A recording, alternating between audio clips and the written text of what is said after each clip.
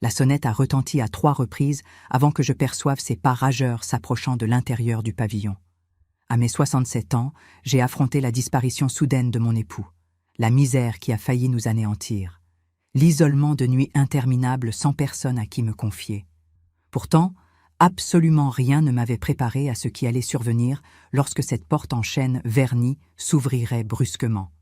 Nathalie est apparue telle une tempête sur le point d'éclater, le visage déformé par une expression de colère qui m'a glacé le sang, et ses paroles se sont abattues sur moi comme des lames acérées.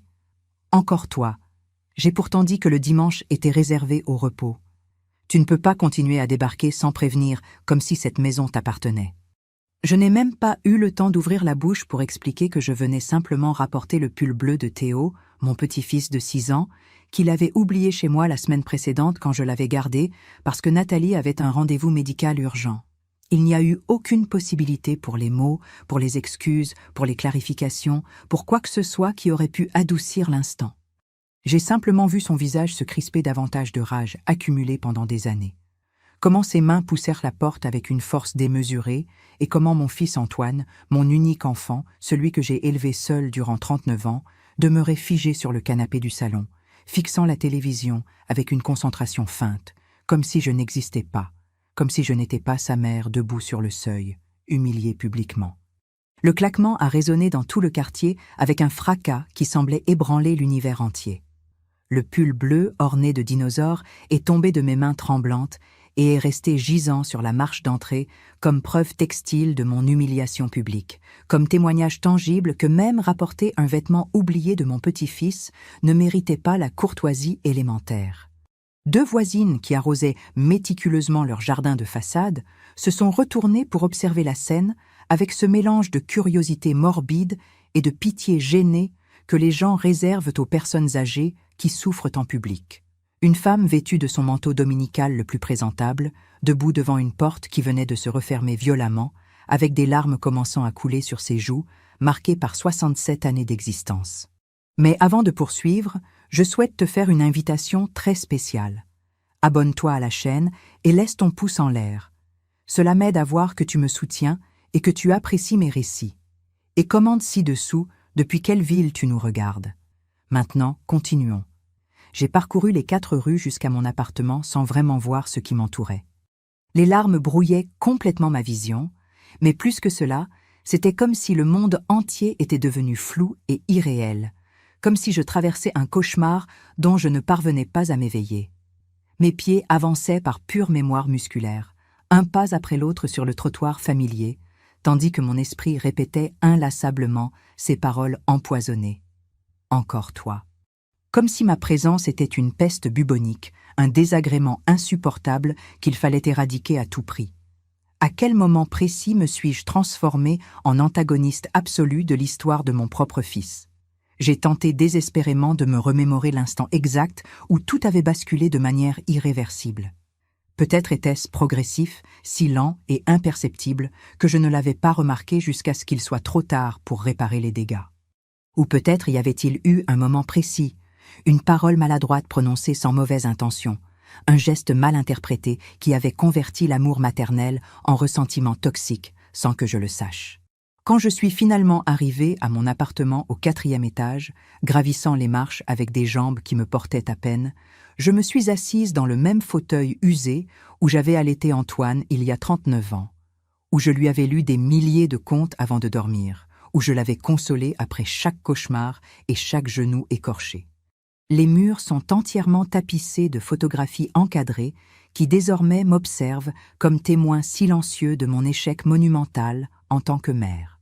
Sa première rentrée scolaire, où il tient ma main avec une confiance absolue et une innocence totale. Sa remise de diplôme universitaire avec les honneurs, où il me serre fort dans ses bras et me qualifie d'héroïne devant tous. Son mariage il y a 6 ans avec Nathalie, où je souris radieuse, ignorant que je souris naïvement lors de ma propre condamnation familiale. Je me suis préparé une tisane de tilleul qui a complètement refroidi sans que je la touche. Les heures ont passé dans un brouillard dense de douleurs indescriptibles. J'ai passé mentalement en revue les 2 dernières années entières, cherchant désespérément des indices, des signes d'alerte que j'aurais dû percevoir et reconnaître. Les invitations à dîner annulées avec des excuses de plus en plus faibles et transparentes. Les appels téléphoniques devenus progressivement plus courts, plus froids, plus impersonnels. Les visites espacées systématiquement jusqu'à devenir des obligations mensuelles chargées d'une tension palpable que l'on pouvait trancher au couteau. Nathalie avait toujours une raison parfaitement logique et bien formulée. Ils sont extrêmement occupés par leurs emplois exigeants. Les enfants ont trop d'activités extrascolaires.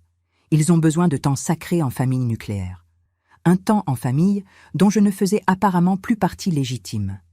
J'étais passée de centre gravitationnel de l'univers de mon fils à intruse gênante non désirée qu'il fallait maintenir à distance sécuritaire. La nuit est tombée sur mon appartement silencieux et je n'ai pas allumé les lumières. Je suis restée assise dans l'obscurité absolue, sentant comme la douleur aiguë se transformait lentement en quelque chose de différent, quelque chose de plus froid et de plus dur. De la rage peut-être, ou simplement un épuisement existentiel de 39 années, à tout donner sans limite et recevoir un claquement de porte brutal comme paiement final et définitif. Le téléphone a sonné le mardi à 14 heures précises. J'ai vu le prénom de Nathalie illuminer l'écran du portable et quelque chose en moi s'est durci instantanément comme du ciment frais exposé au soleil. Je l'ai laissé sonner avec insistance. 1 fois, 2 fois, 3 fois, 4 fois. À la 5e sonnerie stridente, j'ai finalement décroché. « Michel, Dieu merci, tu réponds. » Sa voix paraissait complètement différente, désespérée, presque suppliante, rien de comparable à la fureur du dimanche. « J'ai besoin que tu viennes immédiatement à la maison. C'est une urgence réelle avec les enfants. Chloé a une fièvre très élevée, près de 40 degrés, et Théo est tombé durement au square du quartier. Il saigne abondamment, et je crois qu'il va avoir besoin de points urgents. Antoine est dans une conférence capitale avec des clients internationaux qu'il ne peut absolument pas quitter en aucune circonstance, et je n'arrive pas à gérer cela seul. J'ai besoin de toi maintenant. » Je pouvais entendre clairement les pleurs déchirants de Chloé en fond sonore, ces pleurs aigus et perçants d'un bébé véritablement malade que toute mère ou grand-mère reconnaîtrait instantanément. Je pouvais entendre Théo sangloter entre ses hoquets, appelant « Mamie, mamie, mamie » entre ses larmes de douleur et de peur. Mon cœur de grand-mère s'est serré douloureusement dans ma poitrine, comme si quelqu'un le comprimait avec un poing de fer. Chaque fibre de mon être, chaque instinct maternel et de grand-mère cultivé pendant des décennies, hurlait urgemment de courir là-bas sans réfléchir 2 fois, d'oublier complètement le claquement de porte du dimanche, de mettre mes petits-enfants innocents absolument en priorité. Mais alors, j'ai revu distinctement son visage contracté de fureur, ses paroles venimeuses et calculées cruellement, la porte se refermant violemment sur mon visage vieilli, les voisines regardant avec pitié, mon fils sans se lever du maudit canapé, sans me défendre, sans même me regarder. 39 années complètes de sacrifices monumentaux, traités comme s'ils ne valaient absolument rien. « Non », ai-je dit fermement. Ma voix a résonné étrangement, comme si elle provenait d'une autre personne complètement différente. Ferme, définitive, inébranlable. Quoi ? Michel, tu ne comprends pas la gravité. C'est véritablement sérieux. Je comprends parfaitement la situation. Dimanche, tu as clairement fait comprendre avec un claquement de porte que tout le voisinage a entendu, que ton jour de repos est sacré et inviolable. Eh bien, Nathalie, le mardi est aussi mon jour de repos. Et ma dignité est également sacrée. Et j'ai raccroché le téléphone. Le silence qui a suivi était absolument total, presque assourdissant dans son intensité. J'ai regardé le téléphone dans ma main ridée comme s'il s'agissait d'un objet étranger que je n'avais jamais vu auparavant. Je venais de faire quelque chose d'absolument impensable pour n'importe quelle grand-mère. Je venais de refuser mon aide urgente à ma belle-fille, alors que mes petits-enfants innocents avaient désespérément besoin de moi. Quelle sorte de personne monstrueuse fait exactement cela? Quelle sorte de grand-mère place sa fierté blessée au-dessus de petits-enfants qui souffrent? Le téléphone a de nouveau sonné avec insistance. 5 appels successifs sans pause. Je n'ai répondu à aucun. 7 messages textes sont arrivés en succession rapide. Je ne les ai pas lus. J'ai finalement éteint le téléphone complètement et je l'ai rangé dans un tiroir du secrétaire que j'ai fermé à clé. Je me suis préparé un autre thé. Celui-ci, je l'ai bu lentement, savourant chaque gorgée amère, et je me suis assise près de la fenêtre, à regarder comme le soleil de l'après-midi peignait le ciel d'orange incendiaire et de violet mélancolique. Je n'ai ressenti pas un atome de satisfaction. Je n'ai ressenti aucune victoire. Seulement un vide immense et sombre où existait auparavant un amour inconditionnel, et une question torturante qui allait me hanter durant les semaines suivantes. Venais-je de faire ce qui était absolument juste, ou venais-je de franchir une ligne morale d'où il n'y a pas de retour possible? Chapitre 2. Fantôme du passé. J'avais exactement 28 ans quand la vie m'a brutalement arraché Jean-Pierre sans aucun avertissement préalable. Un anévrisme cérébral massif qui l'a emporté en quelques heures à peine, sans alerte médicale, sans seconde chance, sans adieu approprié. Je me souviens avec une clarté photographique absolument parfaite de cette matinée ordinaire de mars. Il a embrassé doucement mon front pendant que je préparais le petit déjeuner. Il a ébouriffé de façon joueuse les cheveux rebelles d'Antoine, qui avait à peine 3 ans. Il m'a dit « À ce soir, mon amour », avec ce sourire en coin qui m'avait fait tomber éperdument amoureuse des années auparavant, et il est parti confiant vers son travail routinier d'ingénieur des travaux publics. Les dernières paroles qu'il m'a adressées étaient parfaitement routinières, quotidiennes, ordinaires, complètement inadéquates pour être les derniers mots que j'entendrais de ses lèvres. Il n'est jamais revenu en franchissant cette porte d'entrée. À la place, 2 gendarmes en uniforme ont frappé à 16 heures avec des expressions professionnellement contrôlées, qui disaient déjà absolument tout avant qu'ils n'ouvrent leur bouche pour prononcer les paroles dévastatrices. Je me souviens avoir pensé de manière complètement absurde et irrationnelle que je devais leur offrir poliment un café pendant qu'ils m'expliquaient avec un vocabulaire médical technique que mon époux s'était effondré subitement dans son bureau, qu'il avait été transporté d'urgence à l'hôpital le plus proche, que les médecins spécialistes avaient fait littéralement tout ce qui était humainement possible. Tout ce qui est humainement possible n'est jamais remotement suffisant quand le destin aveugle a déjà décidé arbitrairement d'emporter quelqu'un. Les premiers 7 mois de veuvage ont été un enfer indescriptible que seuls ceux qui sont devenus veufs jeunes peuvent véritablement comprendre dans sa totalité. Je pleurais toutes les nuits après avoir couché Antoine dans son petit lit, me mordant sauvagement la main jusqu'à laisser des marques profondes et des ecchymoses pour que mon fils ne m'entende pas m'effondrer complètement. Durant la journée, je devais être maman et papa simultanément. 2 rôles fusionnés en un seul impossible, sourire de façon convaincante, jouer avec une énergie feinte, lire des contes avec des voix animées, faire semblant méticuleusement que le monde n'était pas devenu complètement gris, vide et absolument dépourvu de sens. L'assurance vie de Jean-Pierre a été généreuse, suffisamment substantielle pour que nous n'ayons pas à nous inquiéter immédiatement de la survie élémentaire. Mais aucune somme imaginable d'argent ne peut combler le gouffre dévastateur d'un époux profondément aimé, d'un père dévoué qui ne verra jamais son fils grandir jour après jour, qui ne le verra jamais obtenir son diplôme avec fierté ou se marier avec émotion ou avoir ses propres enfants éventuellement. J'ai travaillé depuis la maison comme comptable indépendante, me permettant d'être toujours disponible instantanément pour Antoine. J'ai systématiquement décliné les invitations à dîner avec des amis bien intentionnés, les opportunités authentiques de refaire ma vie sentimentale avec des hommes intéressés, les voyages envisagés avec des amis qui insistaient avec persistance sur le fait que j'avais urgemment besoin de sortir et de revivre. Michel, Jean-Pierre ne voudrait pas te voir ainsi. Comment pouvais-je seulement penser à vivre égoïstement quand mon unique raison valide de vivre était cet enfant précieux qui avait absolument et complètement besoin de moi? Antoine est inévitablement devenu mon univers entier, mon soleil autour duquel orbitait chaque décision, pas par résignation par défaut, mais par choix conscient, délibéré et absolument volontaire. Chaque décision que j'ai prise, méticuleusement pendant 37 années consécutives, a eu un seul objectif cristallin et transparent, m'assurer de façon inébranlable que mon fils ait la meilleure vie possible, qu'il ne ressente jamais le vide paternel comme un déficit honteux dans son développement. Et j'y suis parvenue avec succès contre toutes les probabilités. Dieu est témoin personnel que j'y suis parvenue. Antoine était un enfant brillant académiquement, affectueux émotionnellement, plein d'une joie authentique malgré l'absence paternelle permanente. Nous sommes devenus une équipe absolument inébranlable. Nous contre le monde entier, maman. me disait-il fidèlement chaque soir avant de dormir, blotti en sécurité contre moi.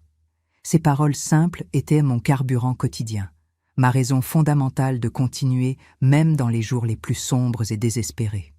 Il a étudié l'architecture avec une mention d'excellence constante. Il a décroché un emploi dans une agence prestigieuse avant d'être officiellement diplômé. Mes amies envieuses me répétaient que j'avais accompli un travail absolument exceptionnel en l'élevant complètement seule. Je souriais avec une fierté maternelle qui n'était pas de la vanité superficielle, mais un soulagement profond et authentique. J'y étais parvenu contre vent et marée. Jean-Pierre serait immensément fier de là où il se trouve. Il a rencontré Nathalie lors d'une conférence professionnelle internationale quand il avait 33 ans. Elle était architecte d'intérieur accomplie, 6 ans plus jeune que lui, belle avec cette beauté soignée et professionnelle qui intimide subtilement, ambitieuse sans s'excuser, intelligente sans fanfaronner, sûre d'elle de manière que je n'ai jamais été. La première fois qu'Antoine me l'a présentée officiellement, l'amenant nerveusement dîner dans ma modeste maison, j'ai ressenti quelque chose d'étrange et d'indéfinissable dans l'estomac que je n'ai pas su identifier alors avec précision. Ce n'était pas une intuition maternelle jalouse, comme Nathalie m'en accuserait plus tard amèrement avec du venin distillé dans chaque mot soigneusement choisi. C'était quelque chose de beaucoup plus subtil et profondément plus inquiétant. La sensation perturbante qu'elle voyait Antoine comme un projet architectural à perfectionner méticuleusement, plus que comme une personne complexe à aimer inconditionnellement. Ses yeux évaluaient systématiquement mon appartement vieilli, mes meubles usés, mes vêtements démodés, même moi-même, avec une expression faciale qui laissait douloureusement comprendre que nous étions mesurés rigoureusement selon un standard invisible mais exigeant, et jugés lamentablement déficients. Mais mon fils était amoureux, complètement, irrévocablement, désespérément amoureux de façon que je n'avais jamais observée chez lui. Ses yeux brillaient intensément quand il parlait d'elle avec enthousiasme, décrivant leurs projets partagés ensemble avec un enthousiasme débordant. La grande maison qu'ils achèteraient dans un quartier chic, les voyages exotiques qu'ils feraient vers des destinations romantiques, les enfants en bonne santé qu'ils auraient éventuellement. Quelle mère peut se mettre consciemment en travers du bonheur radieux et pur de son unique enfant? J'ai délibérément ravalé mes réserves substantielles, comme si elles étaient des pilules amères, mais nécessaires pour quelque maladie terminale. J'ai souri de façon convaincante au mariage élaboré. J'ai prononcé un discours profondément émouvant où j'ai parlé sincèrement de comment Jean-Pierre aurait été extrêmement fier de voir son fils devenu cet homme extraordinaire, de comment je souhaitais sincèrement la bienvenue à Nathalie dans notre petite famille. Nathalie a pleuré copieusement pendant tout mon discours, des larmes authentiques coulant abondamment sur son maquillage parfait, professionnellement appliqué. J'ai pensé avec espoir que je m'étais peut-être complètement trompée à son sujet, que peut-être nous avions simplement besoin de patience et de temps pour nous connecter véritablement. Les 2 premières années ont été raisonnablement tolérables. Nathalie était polie avec moi superficiellement, toujours correcte formellement, bien que jamais véritablement chaleureuse humainement. Il y avait une distance calculée et mesurée dans chaque interaction, comme si elle maintenait des murs invisibles, mais fermement construits entre nous délibérément. Quand Théo est finalement né, mon premier petit-fils précieux, j'ai ressenti une explosion d'amour si intense et bouleversante que j'ai pensé avec optimisme que Nathalie et moi avions enfin trouvé un point de connexion émotionnelle authentique et substantiel. Je me suis offerte volontairement pour aider généreusement. J'avais une expérience inestimable et pratique. J'avais élevé un fils complètement seul avec succès. Je connaissais intimement toutes les astuces pour calmer les coliques nocturnes, pour le faire dormir régulièrement, pour survivre à la privation brutale de sommeil. Mais chaque fois que j'offrais prudemment un conseil bien intentionné ou un peu d'aide pratique basée sur l'expérience, Nathalie souriait avec les lèvres serrées en une ligne fine et tendue et disait d'une voix méticuleusement contrôlée « Merci Michel, mais nous avons notre propre méthode personnelle. Nous avons fait des recherches approfondies. » Son emphase délibérée sur « notre propre méthode » était un mur solide de briques déguisé subtilement en paroles superficiellement polies. Ensuite est arrivée Chloé, ma précieuse petite fille, 2 ans après Théo. Belle indiscutablement, avec les yeux expressifs de son père et le nez parfait de sa mère. Avec elle, l'éloignement qui avait été graduel et incrémental s'est accéléré dramatiquement. Les visites se sont brusquement espacées d'hebdomadaire à mensuel. Les appels sont devenus systématiquement plus courts, plus formels, plus froids. Il y avait toujours une raison parfaitement logique et bien articulée. Les enfants sont perpétuellement malades de quelque chose. Nathalie a désespérément besoin de se reposer. Ils ont des engagements familiaux incontournables. Antoine travaille sur un projet architectural critique et important. J'ai tenté de parler directement avec Antoine une fois, il y a environ 1 an complet. Je l'ai invité spécialement à déjeuner, rien que nous deux, comme au bon vieux temps nostalgique. Il est venu docilement, mais a passé plus de la moitié du repas à consulter obsessionnellement son téléphone portable, répondant urgemment aux messages constants de Nathalie. « Mon fils, je sens profondément que je suis en train de te perdre », lui ai-je dit avec le cœur littéralement exposé dans la main, vulnérable de manière que je n'avais jamais été auparavant. « Je sens que je ne fais plus partie significative de ta vie. » Il a soupiré lourdement avec cette patience exaspérée et condescendante que nous utilisons inconsciemment avec les personnes âgées confuses qui ne comprennent pas le monde moderne. « Maman, s'il te plaît, ne sois pas si dramatique. Nous sommes simplement occupés avec nos vies. Nathalie et moi avons besoin de notre espace légitime comme famille nucléaire indépendante. Tu n'es plus le centre absolu de ma vie. C'est sain, c'est normal. » C'est précisément ce qui est censé se passer quand les enfants grandissent et mûrissent. Ces paroles étaient des pierres tranchantes, lancées avec une précision chirurgicale directement sur mon cœur exposé. Je ne cherchais pas à être le centre absolu de sa vie. Je voulais simplement désespérément continuer à en être une partie significative et valorisée, mais je n'ai rien dit de plus. Qu'aurais-je pu dire sans paraître exactement ce qu'il pensait déjà? Une mère possessive et irrationnellement jalouse, incapable de lâcher émotionnellement son fils adulte. Ce que je n'ai jamais raconté à Antoine, ce que je n'ai jamais raconté à absolument personne pendant 41 années complètes, concernait Béatrice, ma sœur cadette bien-aimée. 3 ans plus jeune que moi, tout ce que je n'étais pas et ne pourrais jamais être. Spontanée là où j'étais prudente, rêveuse là où j'étais pratique, artiste là où j'étais comptable. Béatrice est décédée tragiquement en 1984, 7 mois avant la naissance d'Antoine. Elle est morte dans un terrible accident de voiture sous une pluie torrentielle, fuyant désespérément après notre pire dispute dévastatrice. Elle était enceinte de 5 mois de l'enfant d'un homme marié qui lui avait faussement promis le monde entier et ne lui avait livré que des mensonges élaborés et de la douleur. Je porte cette culpabilité insupportable comme une pierre massive dans mon cœur depuis 41 années complètes. Et maintenant, Nathalie avait découvert ce secret enterré. Je le sais parce qu'Antoine a vaguement mentionné quelque chose le mois dernier à propos de « mieux comprendre ton passé », avec une expression étrange et indéchiffrable. Elle avait délibérément fouillé dans ma vie en cherchant des munitions et les avait trouvées avec succès. Chapitre 3. Le mardi qui a tout changé. Le téléphone est resté complètement éteint pendant 24 heures complètes après que j'ai raccroché abruptement à Nathalie.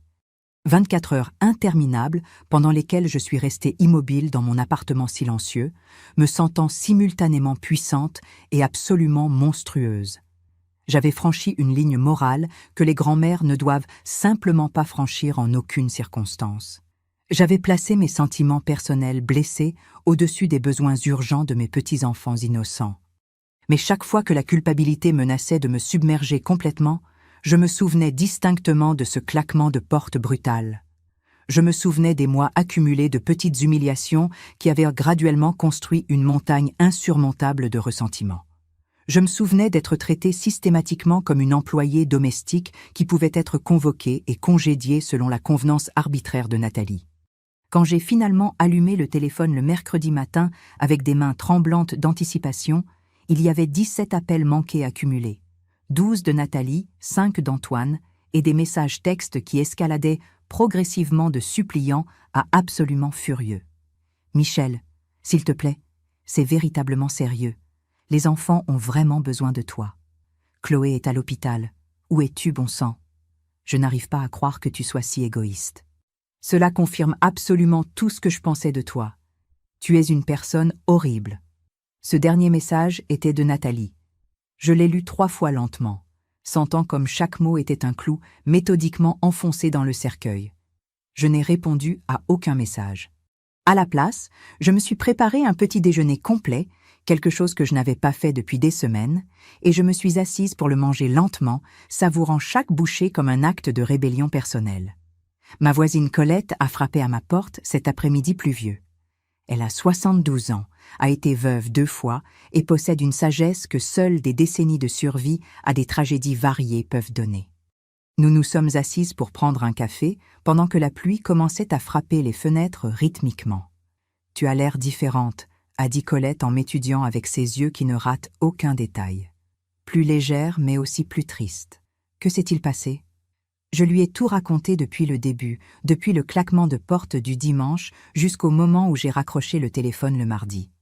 Je m'attendais à ce qu'elle me gronde, qu'elle me dise qu'une grand-mère n'abandonne jamais ses petits-enfants, peu importe quoi.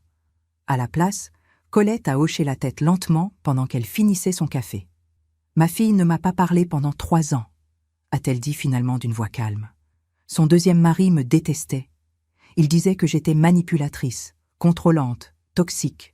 Elle a choisi de croire ces versions déformées de chaque interaction que nous avions eue. Elle a choisi la paix dans son mariage plutôt que sa mère. « Et qu'as-tu fait ?» ai-je demandé, ayant désespérément besoin d'une feuille de route pour ce territoire inconnu. J'ai appris à vivre sans elle. J'ai construit ma propre vie. Je me suis liée d'amitié avec des femmes qui appréciaient ma compagnie. J'ai pris des cours de poterie. J'ai voyagé vers des endroits que j'avais toujours voulu connaître. Et quand elle a finalement divorcé 3 ans plus tard et est revenue en courant, je n'étais plus la même femme désespérée pour des miettes d'affection. Colette m'a regardé directement. Nous étions 2 adultes qui ont dû apprendre à se relier de zéro avec un respect mutuel. Cette fois-ci. Antoine est apparu à ma porte le jeudi soir sans prévenir. Il avait l'air terrible. Des cernes profondes, des vêtements froissés, une expression d'épuisement qui allait bien au-delà du manque de sommeil. Je l'ai laissé entrer sans dire un mot. « Chloé va bien », a-t-il dit finalement. C'était juste une infection de l'oreille sévère. « Je suis contente », ai-je répondu sincèrement. Théo n'a eu besoin que de 3 points au genou. Bien. Le silence s'est étendu inconfortablement. Antoine se frottait les mains nerveusement. « Nathalie est furieuse contre toi », a-t-il dit finalement. « Elle dit que cela prouve que tu as toujours été égoïste. Et toi, qu'est-ce que tu en penses, Antoine ? Je ne sais pas quoi penser, mais j'ai besoin que cela s'arrange. Ma famille s'effondre et tu fais partie du problème. » Je fais partie du problème ? Non, ta femme qui m'a claqué la porte au Visually est partie sans rien résoudre. Et moi, j'ai commencé à construire une vie nouvelle. Chapitre 4. Renaître à 67 ans. Les cours d'aquarelle se réunissaient les mardis et jeudis après-midi. Nous étions 8 femmes, toutes avec des histoires de perte. L'instructrice Françoise avait 59 ans et s'était réinventée comme artiste après un divorce dévastateur. « La peinture ne ment pas », disait Françoise. « Si tu es en colère, ça se voit dans les coups de pinceau. » Mes premières peintures étaient des désastres de couleurs sombres. Françoise les observait sans juger. « Il y a beaucoup de douleur là-dedans. Laisse-la sortir. » Au club de lecture, j'ai rencontré Hélène et Sophie. Hélène était veuve comme moi, mais avait pris un chemin différent. Elle voyageait seule à travers le monde avec un sac à dos. Sophie ne s'était jamais mariée et n'avait pas eu d'enfant.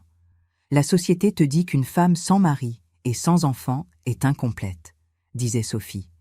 Mais je suis la personne la plus complète que je connaisse. Les appels d'Antoine continuaient. Les messages s'accumulaient. « Maman, c'est ridicule. Nathalie dit que ton comportement confirme que tu as toujours été manipulatrice. Les enfants demandent après toi. » Je n'ai répondu à aucun. Chaque message confirmait que mon fils ne me voyait plus comme une personne avec des sentiments valides. Un samedi après-midi, alors que je me promenais dans le parc, j'ai vu Nathalie avec les enfants. Je me suis cachée derrière un arbre, me détestant pour cette lâcheté. J'ai observé mes petits-enfants de loin, sentant comme l'amour et la douleur s'entrelaçaient. « Arrête de te punir », a dit Sophie, qui était apparue derrière moi.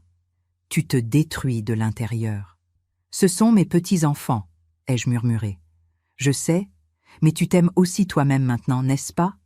Sophie s'est tenue à côté de moi. « Tu sais quel était ton problème ? Tu avais construit ton identité entière autour du fait d'être mère. 3 mois après le claquement de porte, je me suis inscrite comme bénévole à l'hôpital pour lire aux patients âgés. Une dame de 88 ans, appelée Madame Durand, atteinte d'Alzheimer, me confondait avec sa fille. « Tu es enfin venue » disait-elle avec soulagement. « Je pensais que tu m'avais oublié. » Un mardi, alors que je lisais à Madame Durand, j'ai vu quelque chose qui m'a glacé le sang. Antoine entrait aux urgences, portant Théo dans ses bras. Mon petit-fils pleurait inconsolablement avec le bras gauche dans un angle non naturel. Chapitre 5. La crise. L'instinct a été plus puissant que 3 mois de limite. J'ai couru vers eux. Théo m'a vu en premier. « Mamie, c'est mamie, j'ai très mal. » Antoine m'a regardé avec soulagement et honte. « Maman, il est tombé de la balançoire. Nous pensons qu'il s'est cassé le bras. Nathalie est avec Chloé, qui a encore de la fièvre. Et je ne savais pas quoi faire. » Tout le reste a cessé d'avoir de l'importance. Théo s'est jeté des bras d'Antoine dans les miens.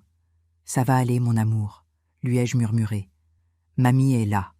Les 4 heures suivantes ont été radiographie, médecin, procédure de plâtrage. Je suis restée avec Théo tout le temps. Antoine était assis à côté de moi, tremblant. « Je ne m'étais jamais senti si inutile », a-t-il confessé. Nathalie gère toujours ses crises. Mais aujourd'hui, quand Théo est tombé, elle s'est simplement effondrée. Elle a commencé à pleurer hystériquement. Chloé pleurait, Théo saignait, et Nathalie s'est assise par terre et a commencé à crier qu'elle n'en pouvait plus. Elle s'est effondrée comment? Littéralement, elle ne pouvait pas penser, ne pouvait pas fonctionner. J'ai dû amener Théo seul, j'étais terrifiée. J'ai regardé mon fils, non pas comme l'homme qui m'avait abandonné, mais comme l'enfant effrayé qu'il avait été autrefois. Avant de continuer, dis-moi ici dans les commentaires ce que tu penses de cette histoire jusqu'à présent et ce que tu ferais à sa place. Ne quitte pas la vidéo, parce que ce qui suit va te donner des frissons. Théo est resté avec moi cette nuit-là. Après qu'Antoine soit parti, j'ai couché Théo dans mon lit, l'entourant d'oreillers. Je me suis assise dans le salon dans l'obscurité.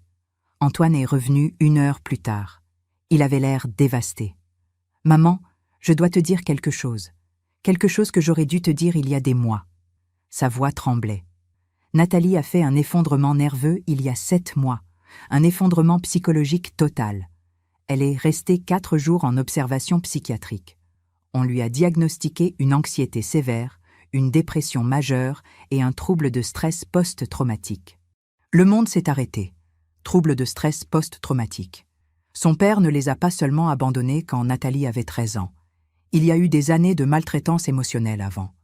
Il faisait en sorte que Nathalie se sente responsable de tout. Quand il est finalement parti, sa mère est tombée en dépression et au lieu de blâmer le père, elle a blâmé Nathalie. Elle lui a dit que si elle avait été une meilleure fille, il serait resté. Les larmes coulaient sur les joues d'Antoine. Pendant 7 ans, sa mère l'a constamment critiquée, l'a blâmée pour tout, lui a fait sentir qu'elle était fondamentalement défectueuse. J'ai senti comme ma compréhension du monde se réorganisait. « Et moi, tu lui rappelles sa mère ?» a dit Antoine. « Pas parce que tu lui ressembles, mais parce que tu es la mère de son mari. » Sa thérapeute dit que Nathalie projette toutes ses peurs concernant les mères sur toi. Elle voit de la critique là où il n'y a que de l'inquiétude. Elle voit du contrôle là où il n'y a que de l'amour. Mais le claquement de porte du dimanche était délibéré et cruel. Je sais. Je n'excuse pas son comportement. J'essaie d'expliquer d'où il vient. Nathalie a tellement peur. Peur de ne pas être à la hauteur. Peur que je la quitte. Peur que tu me convainques que j'ai fait une erreur. Je ne ferai jamais cela. Je sais, mais Nathalie n'arrive pas à le voir. Antoine a respiré profondément. Il y a autre chose. Elle a engagé un détective privé il y a 1 an pour enquêter sur ton passé. Il a trouvé Béatrice. Le nom de ma sœur décédée a flotté dans l'air comme un fantôme. Pourquoi ne m'as-tu jamais dit que j'avais eu une tante? Ma gorge s'est serrée. Parce que je n'ai pas pu la sauver. Théo s'est réveillé alors, confus et souffrant. Après qu'Antoine soit parti, je suis restée éveillée toute la nuit à affronter la vérité. Nathalie et moi avions combattu contre des fantômes. Chapitre 6. Secret enterré. Béatrice est née quand j'avais 3 ans. Nous avons grandi en étant des opposés. J'étais la sérieuse, elle la rêveuse. Nos parents nous comparaient constamment. « Pourquoi ne peux-tu pas être plus pratique comme Michel ?» disait-il à Béatrice. « Pourquoi ne peux-tu pas te détendre comme Béatrice ? Me disait-il. Nous nous aimions férocement. Elle m'apprenait à danser sous la pluie. Je lui apprenais à équilibrer son carnet de chèques. L'accident qui a tué nos parents est survenu quand j'avais 24 ans et Béatrice 21. Un conducteur ivre. Ils sont morts sur le coup. Soudainement, j'étais tout ce que Béatrice avait. Sa sœur aînée, sa gardienne, sa seule famille. La responsabilité était écrasante. Puis elle a rencontré Vincent Lemaire. 41 ans, 19 ans de plus qu'elle, architecte, marié, avec 3 enfants. Il l'a poursuivie quand elle a fait un stage dans son cabinet. Béatrice est tombée complètement. Elle parlait de lui avec des yeux brillants. « Il comprend mon âme », disait-elle. Son mariage est pratiquement terminé. Bientôt il me choisira, moi. Je voyais la vérité. C'était un menteur qui se servait de ma sœur. J'ai essayé de la mettre en garde. Béatrice, les hommes mariés qui promettent de quitter leur femme le font rarement. Tu ne comprends pas. Il est différent. Quand elle est tombée enceinte, la situation a explosé. Vincent a exigé qu'elle avorte. Béatrice a refusé, convaincue que le bébé le forcerait à quitter sa famille. Nos disputes sont devenues plus intenses. Je la suppliais de voir la réalité. Il ne va pas quitter sa femme pour toi. Il se sert de toi. Tu es une aigrie. Jean-Pierre est ennuyeux. Tu es jalouse, parce que moi, j'ai trouvé le vrai amour. La nuit de l'accident, avril 1984, il pleuvait à torrents. Vincent a appelé Béatrice en disant qu'il avait quitté sa femme, qu'il l'attendait dans son nouvel appartement. Béatrice, enceinte de 5 mois, a commencé à faire ses valises. « N'y va pas », l'ai-je supplié. « S'il te plaît, quelque chose ne va pas. Et toi, tu ne supportes pas de me voir heureuse. Réveille-toi, Béatrice. Cet homme ne t'aime pas. Tu vas ruiner ta vie. » La gifle est venue de nulle part. « Je voudrais que tu ne sois pas ma sœur. Je te déteste. J'aurais voulu que ce soit toi qui meurs à la place de nos parents. » Elle est partie en courant sous la pluie. La police a frappé à ma porte 3 heures plus tard. Elle avait perdu le contrôle dans un virage. La voiture s'est écrasée contre un arbre. Elle est morte sur le coup. Le bébé aussi. Vincent n'avait jamais quitté sa femme. Quand je suis allée chez lui le lendemain, sa femme a ouvert la porte, enceinte elle aussi, sans aucune idée de l'aventure. J'ai gardé le secret comme du poison. Je n'ai rien dit à Jean-Pierre au-delà de « ma sœur est décédée ».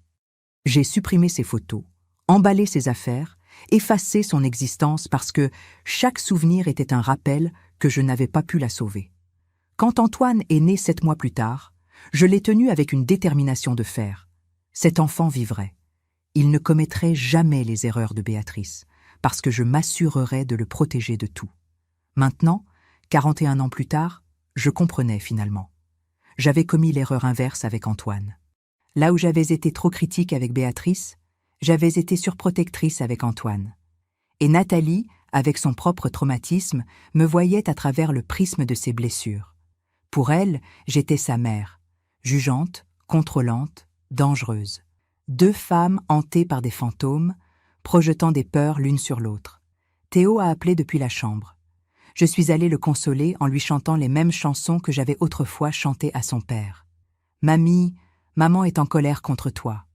Parfois les adultes ont des désaccords, mon amour. Mais tu l'aimes, n'est-ce pas? Nous apprenons à mieux nous comprendre. Je suis restée éveillée toute la nuit à affronter la vérité. Nathalie et moi étions devenus des ennemis, non pas à cause de qui nous étions, mais à cause des fantômes que nous voyions quand nous nous regardions. » Chapitre 7. La confrontation. Antoine est arrivé à 9 heures le lendemain matin, amenant Nathalie. Mon cœur s'est arrêté. Nathalie avait l'air terrible. Elle avait ce regard vide de quelqu'un qui a pleuré pendant des jours. « Je suis venue chercher Théo », a-t-elle dit sans entrer. « Entre, Nathalie, nous devons parler. » Je ne crois pas. Si, je crois que c'est exactement le moment. Elles sont finalement entrées. Nous nous sommes assises dans mon salon. Nathalie regardait ses mains.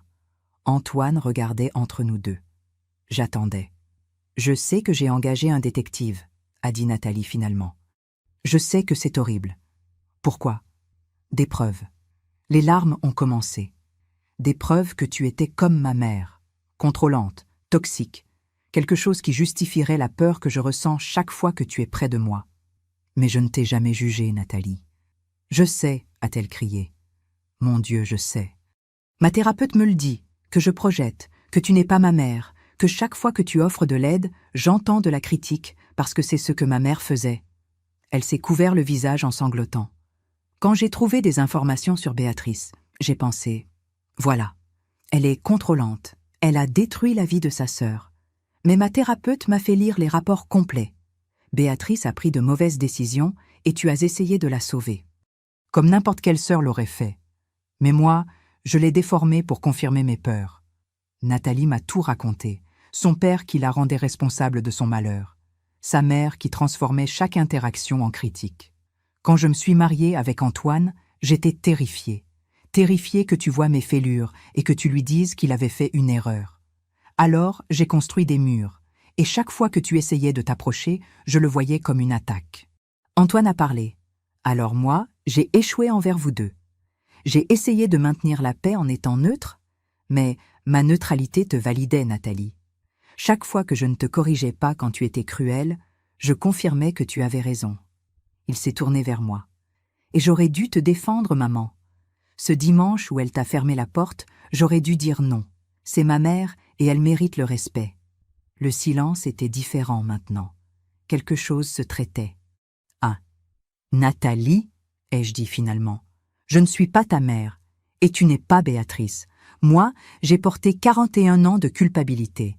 Mais la vérité, c'est que Béatrice a pris ses propres décisions. Je ne l'ai pas tuée. Et toi, tu n'as pas fait partir ton père. Je me suis penchée en avant. Ce que j'ai fait en raccrochant ce mardi, ce n'était pas de la vengeance. C'était enfin dire « je mérite le respect ». Je ne peux pas être convoquée seulement quand je suis utile. Ce n'est pas ça, la famille. Nathalie a hoché la tête en pleurant. Je sais, et je suis désolée. Je suis désolée pour tout. Elle s'est agenouillée devant moi. Est-ce qu'on peut essayer de recommencer? Se connaître vraiment cette fois? Je lui ai pris les mains. On peut essayer. Mais le pardon est un processus, pas un événement. Il y aura des jours où je me souviendrai de ce claquement de porte. J'ai besoin que tu sois patiente. Je le promets. Nous nous sommes enlacés pendant qu'Antoine observait avec un profond soulagement. Théo est apparu alors. « Maman, pourquoi tu pleures ?» Nathalie s'est agenouillée. « Parce que parfois les adultes pleurent quand ils sont heureux, mon amour. Mamie et moi, on répare des choses qui étaient cassées. »« Comme mon bras ?»« Exactement comme ton bras, ai-je dit. Parfois les choses se cassent, mais avec le temps, elles peuvent guérir. Ce n'était pas une fin de conte de fées. C'était seulement le début incertain de quelque chose de nouveau. Chapitre 8. Le prix de la dignité. Les 6 mois suivants ont été comme apprendre une nouvelle langue. Nathalie a commencé à venir à mes cours de peinture le mardi. Au début, c'était extrêmement inconfortable, mais Françoise nous a mises à travailler sur une fresque commune des 4 saisons. « L'art ne ment pas », répétait Françoise. « Peignez votre vérité. » Lentement, entre les couleurs et les débats pour savoir si l'automne devait être orange ou doré, nous avons commencé à vraiment parler. Nathalie m'a parlé de son enfance, des anniversaires oubliés, des réussites ignorées, des commentaires sur son poids. « Je n'étais jamais assez bien », a-t-elle dit. Peu importait la perfection de mes notes, il y avait toujours quelque chose qui n'allait pas.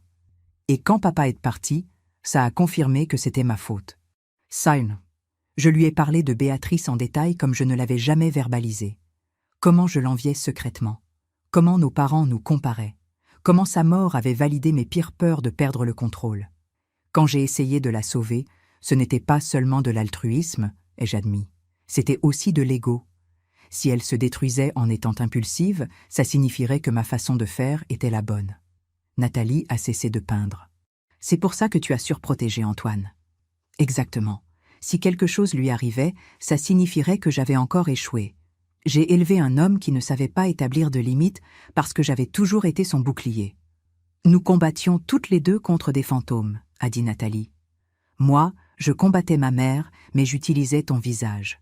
Toi, tu combattais la culpabilité, mais tu utilisais mon besoin d'indépendance. Notre fresque a pris forme. Chaque panneau contenait des éléments des deux.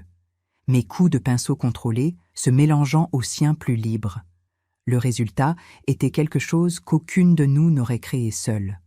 Antoine aussi était en thérapie. Il s'est avéré que des années d'être parfait l'avaient brisé. Il a eu un autre effondrement 6 semaines plus tard, à la maison, devant Nathalie et les enfants. Nathalie m'a appelé cette nuit-là, effrayée.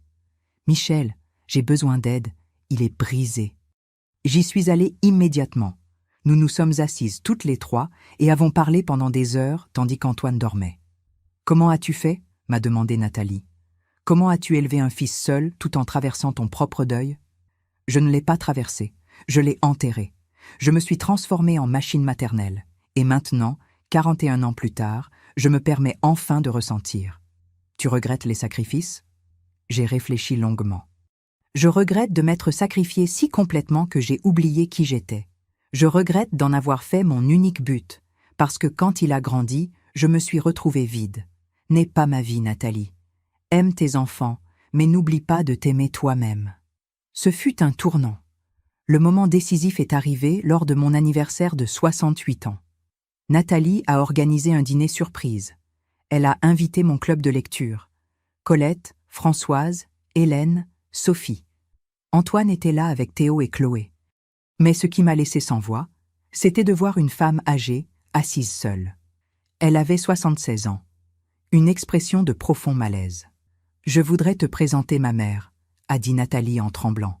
« Maman, voici Michel. » La mère de Nathalie m'a regardée avec des yeux défensifs, pleins de la même peur que j'avais vue chez sa fille. « Nathalie m'a parlé de vous », a-t-elle dit d'une voix tendue. « De comment vous avez trouvé un moyen de vous pardonner. » Ce n'était pas facile, ai-je répondu honnêtement. Et ça ne l'est toujours pas. Mais ça vaut chaque moment, a ajouté Nathalie en prenant ma main. Parce que nous avons appris que la famille est un choix. Et moi, je choisis Michel. La mère de Nathalie a commencé à pleurer. Nathalie s'est assise à côté d'elle, lui prenant la main. « Et je te choisis aussi, maman. Mais j'ai besoin que tu me voies, pas comme la raison pour laquelle papa est parti. Juste comme Nathalie, ta fille imparfaite, mais qui essaie d'être meilleure. » C'était un moment de guérison générationnelle. J'ai réalisé qu'en nous pardonnant, Nathalie et moi, nous avions créé un pont vers d'autres relations brisées. Théo a grimpé sur mes genoux. « Mamie, tu es toujours la meilleure mamie du monde ? » « Toujours, mon amour. » Mais la réponse complète était plus complexe.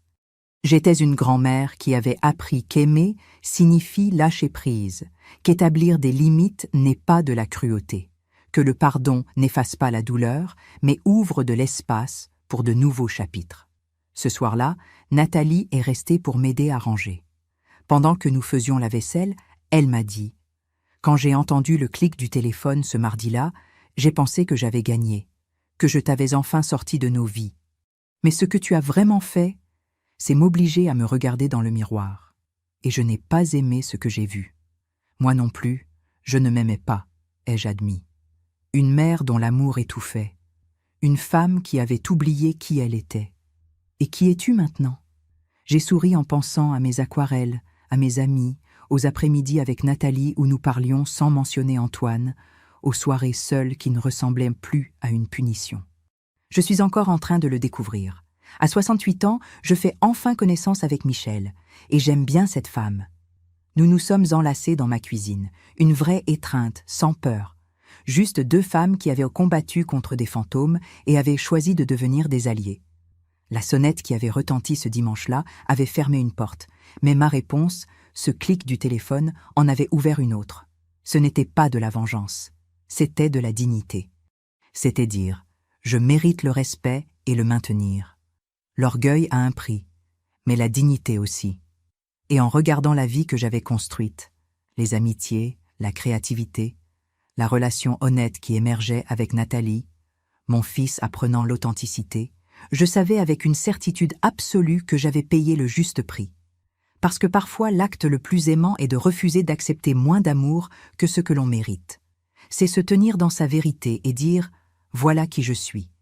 Voilà ce dont j'ai besoin, et je ne m'excuserai pas d'exister. » J'ai sonné à la porte un dimanche. Ma belle-fille m'a claqué la porte au visage.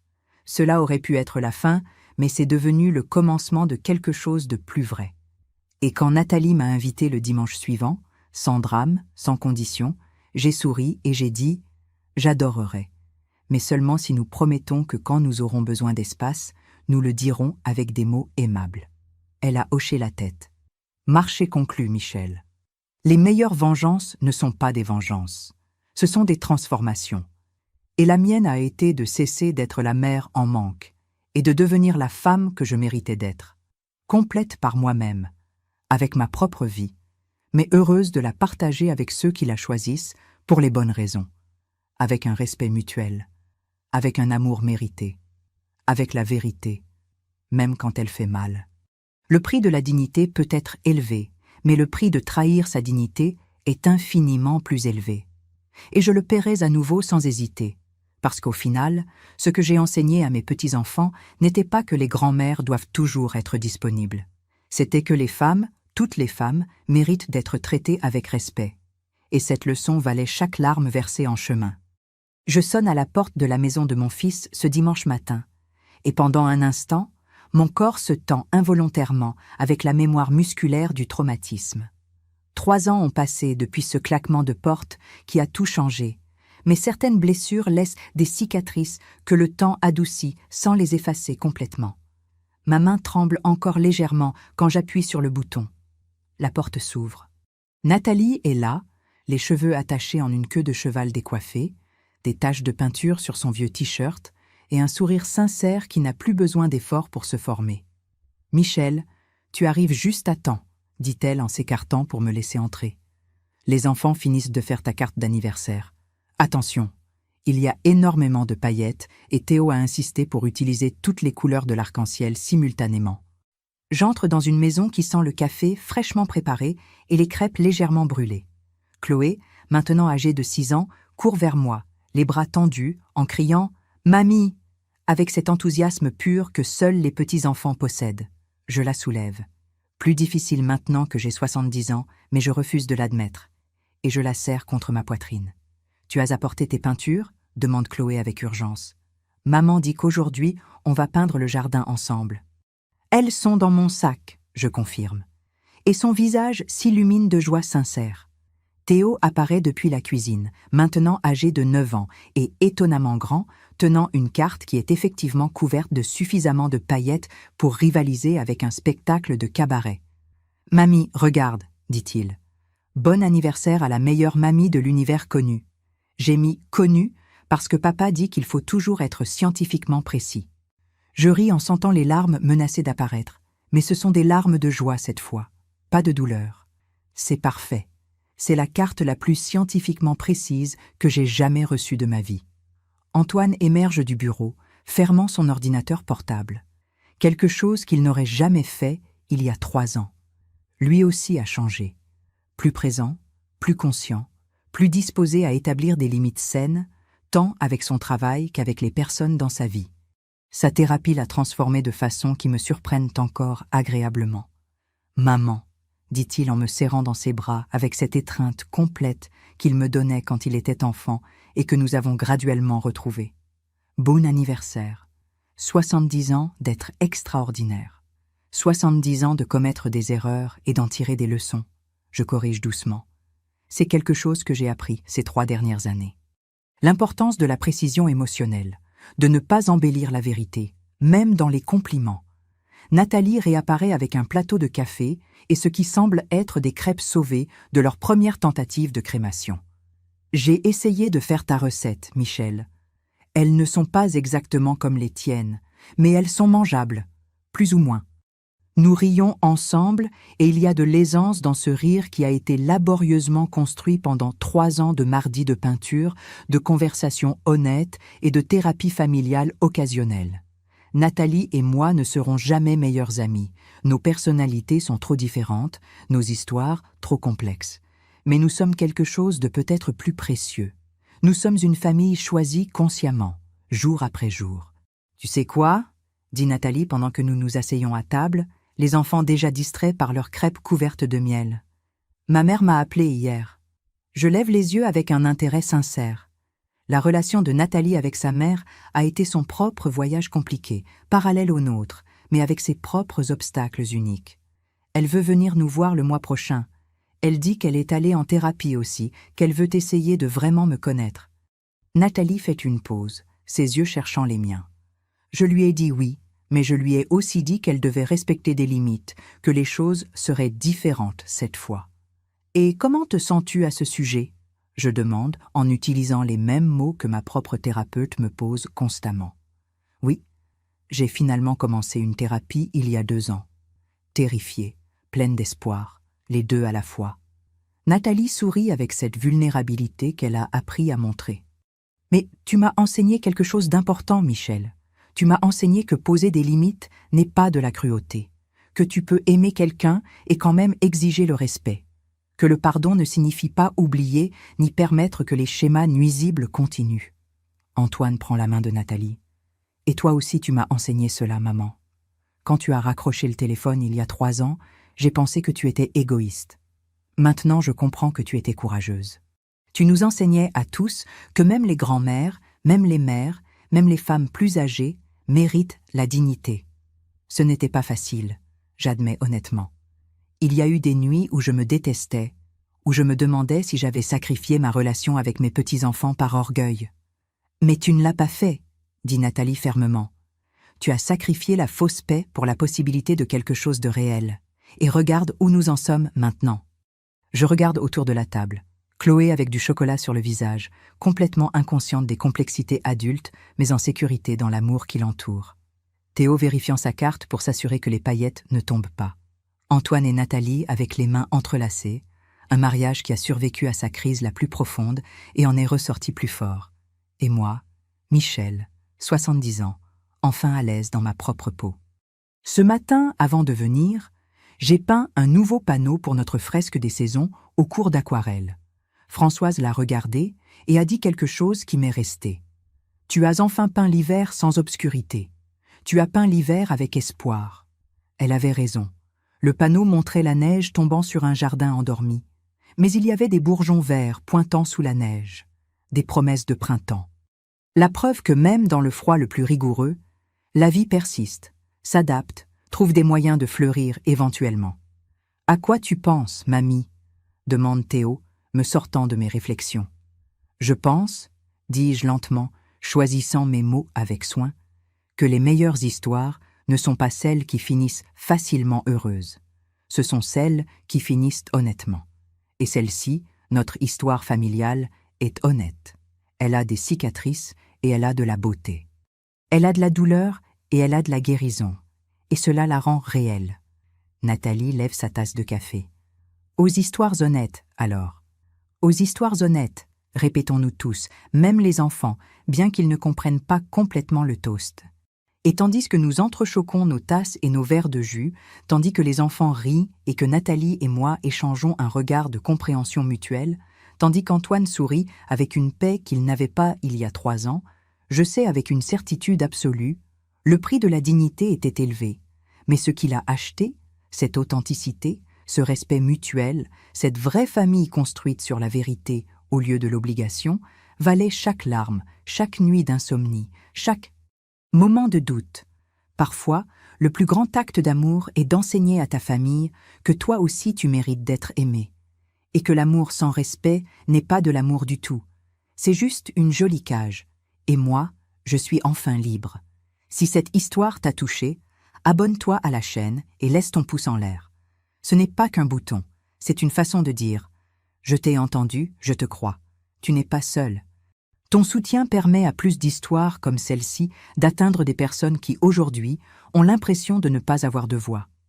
Dis-moi dans les commentaires depuis quelle ville tu regardes cette vidéo. Dis-moi ce que tu as pensé de cette histoire et surtout, dis-moi qu'aurais-tu fait à ma place. J'adore vous lire. Chaque commentaire est un pont, une façon de nous accompagner, de nous rappeler que nos expériences comptent, que nous ne sommes pas invisibles. Merci d'être resté jusqu'à la fin. Merci d'avoir écouté sans juger. Merci d'avoir donné de l'espace à la voix d'une femme de 68 ans qui, après beaucoup de temps, a appris à ne plus se taire. Monsieur.